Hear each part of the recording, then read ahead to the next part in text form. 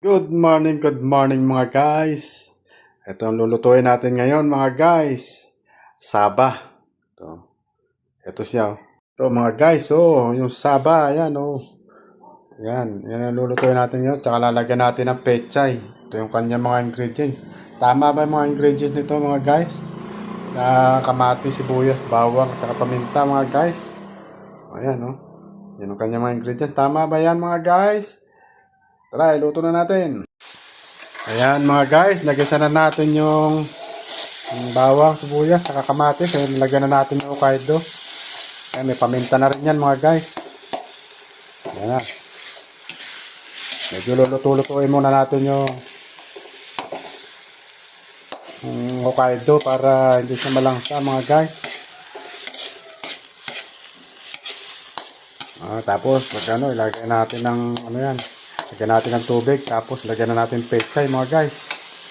Okay. Yan. Lagyan na natin ng tubig.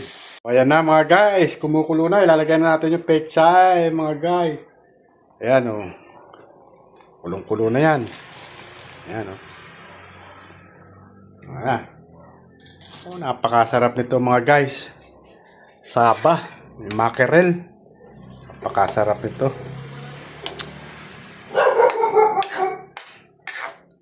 Yan, paluto-lutuin muna natin ng konti yung pechay, tapos okay na yan. Pwede na tayong kumain mga guys. Pagkulo niyan, medyo okay na yan. Ayan mga guys, luto na yung ating ginisang pechay na may saba. Mga guys, yung mackerel ba? Yung camera. Tikman natin kung tama lang yung alat niya.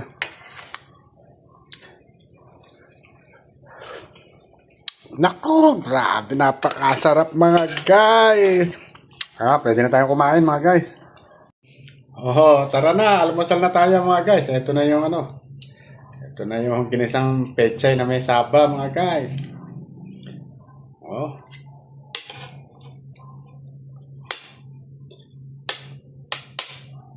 Grabe, sarap nito mga guys. Saba. Ano pa hinahantay? Tara na, tabayan nyo na ako mga guys. Grabe.